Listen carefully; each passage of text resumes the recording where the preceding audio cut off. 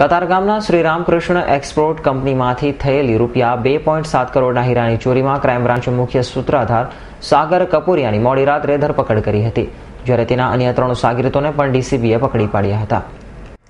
કતારગામની રામકૃષ્ણ એક્સપોર્ટની કંપનીમાં 16મી તારીખે સવારની પાળીમાં કામ કરતા સપ્લાયર સાગર કપૂરિયાએ માત્ર 3 જ મિનિટમાં કરોડોના હીરાની ચોરી કરી હતી, જેમાં સપ્લાયર સાગર કપૂરિયાએ 6ઠ્ઠા માળેથી કાચા હીરાના પેકેટ 710 નંગ, જેનું વજન આશરે 2546ના અંદાજિત 2 થી 3 કરોડના હીરાને લેપટોપની બેગમાં મૂકી 5મા માળે ડેટા એન્ટ્રી મેનેજર રાજુ મિશ્રાને આપવાના બદલે ગોડાઉનની લિફ્ટમાંથી નીચે ઉતરી જઈ કરોડોના હીરા લઈને ફરાર થઈ ગયો હતો.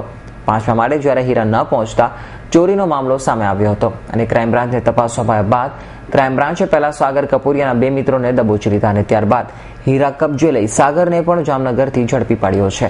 જ્યારે આ ચોરીના મામલામાં ભાવેશ જયંતિ કપૂરિયા, હર્ષદ રાખોલિયા, સાગર કપૂરિયા તથા અન્ય 3 આરોપીઓ સુનિલ, ભૌતિક તથા જસમતને પણ પોલીસે ઝડપી પાડ્યા હતા.